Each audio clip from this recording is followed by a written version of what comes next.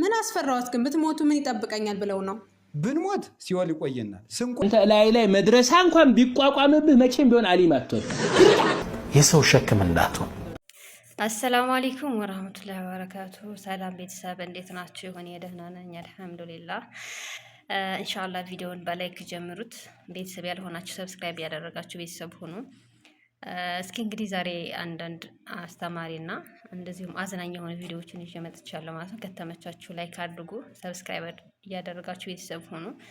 ኮሜንት ላይ ሀሳብ አስተያየታችሁን አሳውቁኝ። የመጀመሪያ ቪዲዮ የሆነ እያዝናናም የሚያስተምርም ነው።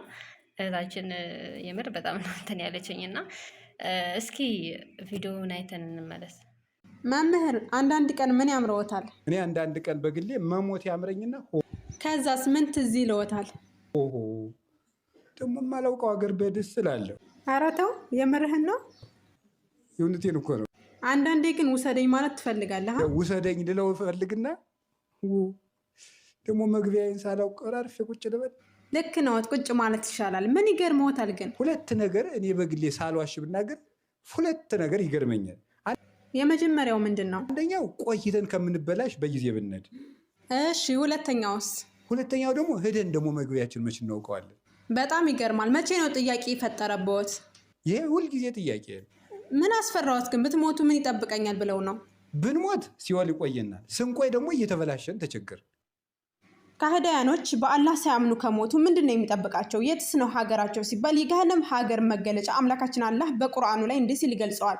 በዚያች ሀገር ውስጥ እሳት እንደሚጣራና ወለል ይከባቸዋል። ለእነርሱም የሚለብሱት ልብስ የሚያቃጥልና ከእሳት የሆኑ ልብሶችን ተለክቶላቸዋል። የጀሃነም ሰዎች የሚመገቡትን ምግብ ሆድን እንደቀለጠ ብረት የሚቀቅል ሾሃማ ዛፍ ዘቁም የተባለ ዛፍ መሆኑን ይገልጻል። የሚጠጡትም መግልና የሚፈላ ውሃ መሆኑን አምላካችን አላህ ይገልጻል። አላህን የሚያመልኩ ወይም አማኞች ስንል የጀነትን ሀገር መገለጫ አምላካችን አላህ እንዲህ ሲል ይገልጻታል። አማኞች መኖሪያቸው ጀነት ውስጥ ሲሆን በእርሷም ውስጥ ዘውታሪዎች ናቸው፣ በስሯም የሚፈሱባት ወንዞች አሏት ይላል። የጀነት ሰዎች የሚለብሱት ልብስ ሲባል ለስላሳና ውድ ከሆኑ የሐር ጨርቆች የተሰራ ነው ይለና አምላካችን አላህ። የሚመገቡት ምግብ ስንል ምግብ ፍለጋ አይደክሙም፣ የፈለጉትና የመረጡትን ሁሉ እጃቸው ስር ይገኛል ይለናል። የጀነት ሰዎች የሚጠጡትስ መጠጥ ስንል መጠጣቸው ጥማትን የሚቆርጥ ጣዕሙ የማይለወጥና እንደ ሚስክ የሚሸት ማተሚያው ሚስክ የሆነ ነው ይለናል አምላካችን አላህ። ከጀነት ሰዎች ዋነኛውና ትልቁ ጸጋ የምንለው የአምላካቸውን ፊቶች ማየት ነው። ፊቶች በዚያ ቀን አብሬዎች ናቸው፣ ወደ ጌታቸው ተመልካቾች ናቸው ይለናል አላህ። ከነዚህ ሰዎች ያድርገን። እንግዲህ ቪዲዮአችን ይሄን ይመስላል። ወገኖቻችን አላህ ወደ እውነት ይምራቸው፣ አላህ ትክክለኛውን መንገድ ይምራቸው።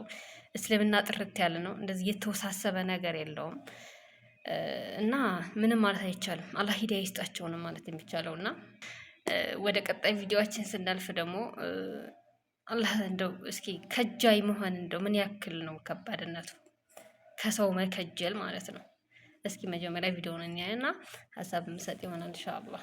የሰጠ ይንቅሃል፣ ሰጭ እንጂ ተቀባይ ላለመሆን ጥረት አድርግ። መቼም ቢሆን በላብ ለማደር ጥረት አድርግ። የሰው ሸክም እንዳትሆን። አላህም በጣም የሚወደው ሪዝቅ ማለት ባሪያው ከላቡ የሚመገበው ነው። የቆሸሹ እጆች የነጹ የሰው ልጅ እንደው ከራሱ ካልሆነ የምር በጣም ከባድ ነው ለብዙዎቹ። ምናልባት ችግር የሌለባቸው ሊኖሩ ይችላሉ፣ ግን የምር ይከብዳል።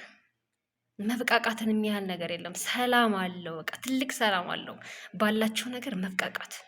ብድርም ይሁን ለምናችሁም ይሁን የሰው ነው፣ ሰላም የለውም። የምር ነው የምላችሁ። እንደራሴ ከሆነ እኔ በቃ ባለች ነገር ስብቃቃ ነው ሰላም የማገኘው። እና ሁላችንም የራሳችን የምንለው አላህ ይስጠን፣ አላህ በሰፊው ይስጠን። ደግሞ ከሌለንም ደግሞ ባለን ነገር መብቃቃት የምንችል አላህ ያድርገን። ትዕግስቱን አላህ ይወፈቀን ነው የምለው። እናንተም ደግሞ ያላችሁን ሀሳብ ኮሜንት ላይ ያሳውቁኝ።